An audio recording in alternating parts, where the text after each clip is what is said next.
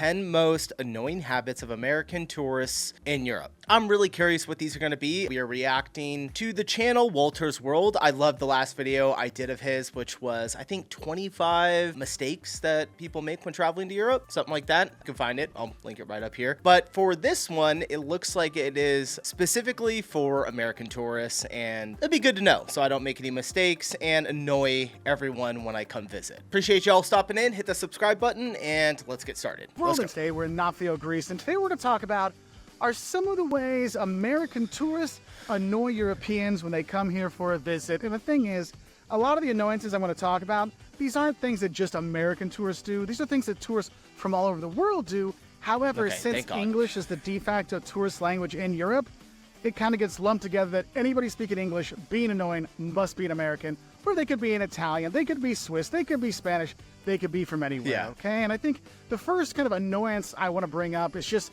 the being loud. And being loud, but being loud and not aware of your surroundings. Nobody cares if you're loud when you're on the beach, you're having a good time, or you're at a club.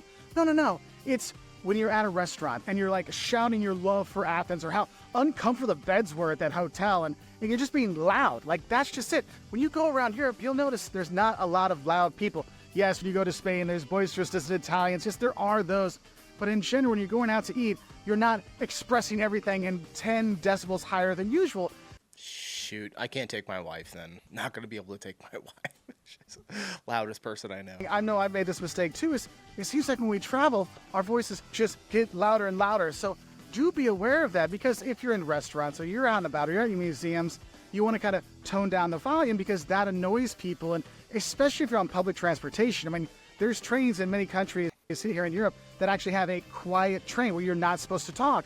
And so if you hop on and start talking on your phone, or even better, talk on your phone with a speakerphone, yeah, that's a bonus annoyance anywhere in the world. If you talk on the speakerphone, please don't do that. Yeah. No one else wants to hear about your constipation problem in Portugal, all right? So do be aware of that. So tone down the volume.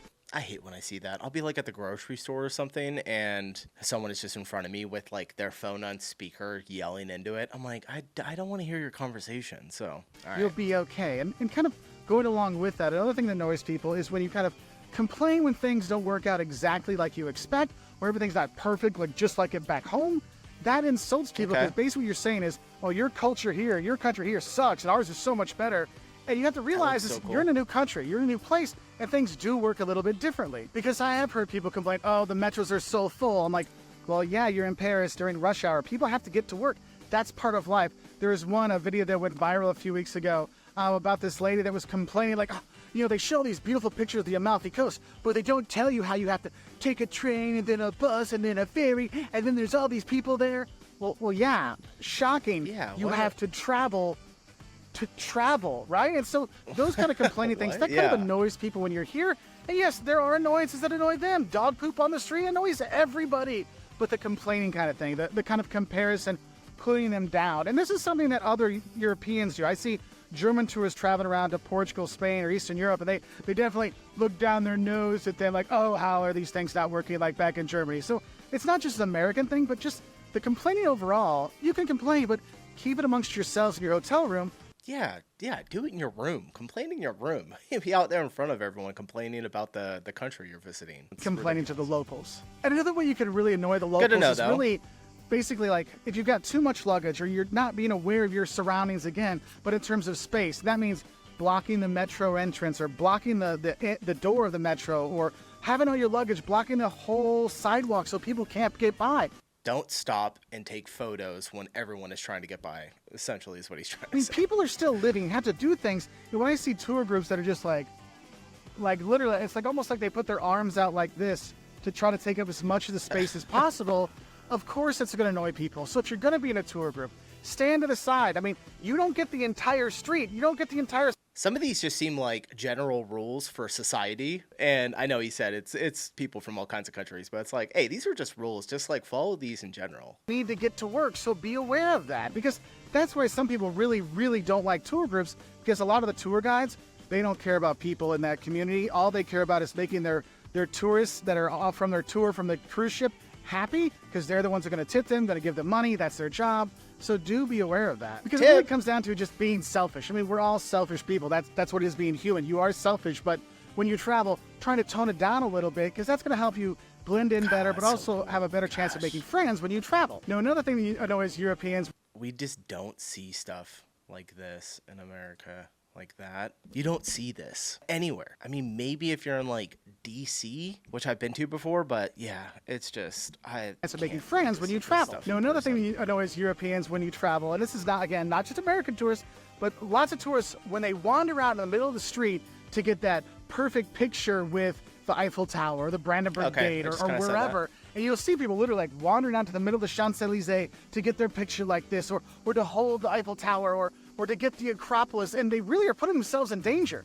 Like, you realize one of the most dangerous parts of travel is car accidents. I think that's one of the, if not the highest, the number two highest reason why tourists get killed when they travel is car accidents. And so if you're out there trying to get that perfect picture in the middle of the street, yeah, you know what? If you're here in Greece, you're gonna die. Like, people are just gonna boom, knock you over. So don't do that, because that's where people are like, what the heck are you doing? Like, I see the locals like ripping their hair out when people are trying to walk across the circle around the Arc de Triomphe in Paris. There's stairs to go down. And that's just it. Some of these pictures you take that are dangerous, there's spots you can take it without being dangerous. There's a whole huge park behind the Eiffel Tower you can take pictures from. The Brandenburg Gate, the other side, there's actually a pedestrian square you can stand at and get your pictures. So think about those things, because you're putting yourself in danger, but also those drivers out there, you're putting them in danger too. Now, the next I don't know about how you guys all are in your culture over there, but like men over here, we just don't take photos. So definitely the women are taking all the photos. I forget to take them. I never take photos like on my Instagram. My last photos from like a year ago. I'm horrible at it, but good to know though. I'm not going to say probably. I will definitely be taking more photos when I visit Europe. Next annoyance that happens with American tourists is when they only speak English. Now, I'm not saying Americans should speak tons of languages, because all those things that people say, well, Europeans all speak 5 or 6 languages, that's a bunch of BS. I've traveled all around Europe. I've lived around Europe. I lived here for 12 years, multiple countries. Yes, a lot of people will speak the local language and in English. But the ones that are like, oh no, they speak French and Spanish and Portuguese and German and English and Ritto-Romanish and some Luxembourgish. Yeah, no, those are the Luxembourgers. Those are the Swiss. You go to Spain. The Spain speak Spanish. Some speak some English. You go to Portugal. Yes, there's a lot of English there, and some Spanish, but there's not a lot of other things. You go to Italy. You're going to need to learn some Italian when you're there. And so I'm not like harping on anyone for not knowing the language. It's the not trying. Because honestly, just Evharisto, which is thank you here in Greece, will go a long way. I mean, honestly, wherever you go, learn thank you and cheers, and everybody's going to love you. I mean, hi, thank you, and cheers. You might get free raki or free ouzo here in Greece just because of that, right? So just know that trying some of those languages go a long way, because you just start out in English, and then a bonus upsetting people is that just speaking louder when they don't understand you, that gets things worse, okay? So just a few words, because they'll know you don't speak it by the way you say Evharisto, thank you. Like, I say it badly, but it's close enough. They're like, look at you, funny American trying. You want some ouzo? I got some for you, buddy. You need some meat toast? I got you taken care of. Because honestly, overall in Europe, these things really don't annoy them a lot. It's not like it's going to cause you many fights, but these are little things you can do and be aware of so you can be a better traveler when you're here. And when you've been here, yeah, be aware of where you're at. I mean, I don't know how many languages I'm going to have to learn, at least those key, phrases and sentences that I'll need to be able to say. But I will say, when I am, at least here in America, and especially when I'm in somewhere that I'm shopping or trying to pick something up or get something, and I run across someone who speaks zero English, it is, I don't want to say it's frustrating, but it is like, oh, come on, you can learn how to say thank you or hello or hi or something like that, just so I can understand that you don't speak English and that you're putting in the effort. So I think another annoyance you might think about is when you say, I've been to Europe, when all you've done is like a weekend in London or you spent a week in Paris. Look, it's like if you go to the U.S., someone goes to the U.S., say, oh, I've been to the U.S. I went to New York City. I went to Orlando. I'm like, yeah, New York City's cool. Orlando is Orlando, but does that truly represent all of the U.S.? No, we have all kinds of different, topography, geography, people, food, all kinds of stuff. And here in Europe, it's even 10 times that, because you have so many different cultures, so many different countries. So a visit to Poland is completely different than a visit to Portugal. A visit to Norway is completely different to here in Naflio. And by kind of lumping them all together, it kind of cheapens their cultural feelings and it makes you look bad. So be like, oh yeah, I've been to France, I've been to Paris, until you really explore a lot, you'll start to see, wow, there is a lot of difference. It's not just one Europe. There's a lot of different Europes out there, okay? And now another thing I think is important for those of you that are proud of your European heritage when you come here, and that is sometimes in some countries really promoting your like 100% Greek heritage or your 100% Irish heritage might backfire, because you're coming here thinking, yes, I'm going to the old country. I'm seeing where Yaya and Papuli were from. I'm going back to see where my grandfather, great-great-grandfather left from Dublin and how he got here. Yes, you're really proud of that. But the locals here, they do not see you as a Greek. They do not see you as an Irish, a true Irish person. They see you as someone with an Irish background that's here on vacation. Oh, you're a Greek American that's coming here to spend a month of the summer. So for me, I wouldn't say I'm Irish or I'm German. You just say my roots come from Germany and Ireland, so try not to claim that you're one of them. Right now, Totally coming to get Greece that. for 2 or 3 or 4 weeks in the summertime on vacation, making US money or Australian money or Canadian money, isn't the same thing as growing up here, having to live through the austerity measures in the early 2000s.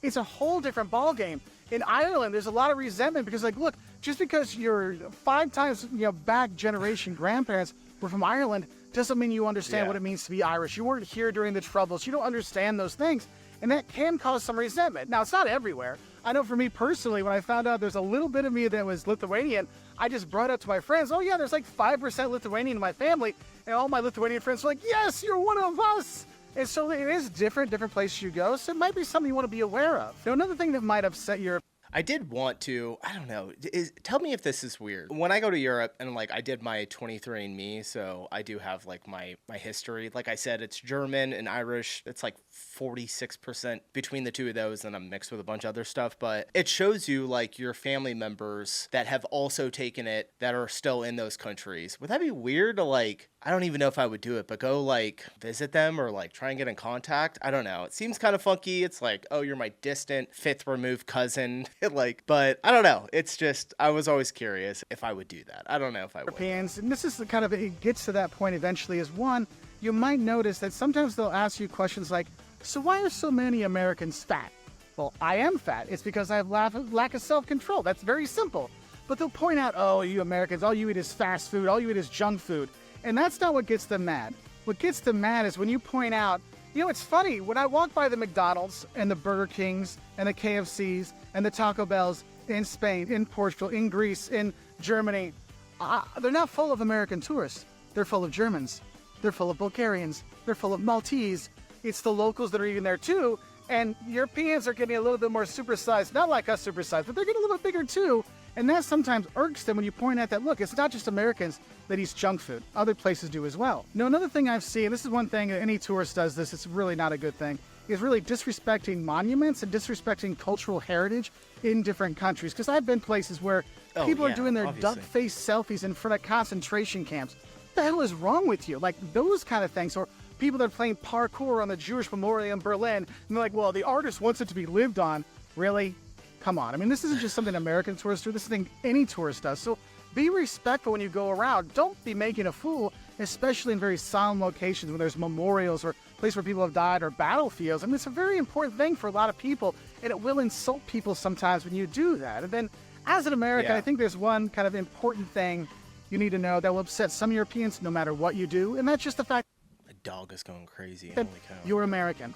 Look, it doesn't matter what political party you're for. It doesn't matter political parties at all. There's people that don't like what the U.S. does, and so they will take that out on you. Yes. Even if you have nothing to do with it, it's just a fact of life. So be aware of that. And that's one thing you'll see is sometimes the locals know more about politics in your country than you do. And I'm not just talking in the U.S. I'm talking all around the world. I've noticed this just from my comment section and certain videos. Even if how interested I am in Europe and want to learn about the cultures and have said multiple times, I'm nah, I'm not a political thing. And I've released one video though, and it's just on a slightly edgy topic. It's dislike ratio goes way up. I get all these comments just insulting Americans. I'm geez, man, I'm trying here to be I want to reach out, but it's hard. Yeah. Brazil to wherever, and just be aware of that, because sometimes they will kind of transfer that misunderstanding, that dislike onto you as a traveler. Okay, I mean, I've had people swing at me before because I was American. I don't think I'm a very bad tourist, though some people probably do, but I don't think I am. So just some things to kind of think about. And I'll be honest with you, most of these things you're going to be doing, if you do them, no one's going to say anything. Nobody's going to care. but it might be those little differences that get people to come up and talk to you. Get up and say, hey, Yeah. why don't you have a drink with us? Or, hey, what are you doing here in Greece? What are you doing here in Italy? Why is some weird guy here in Lithuania? Tell us more.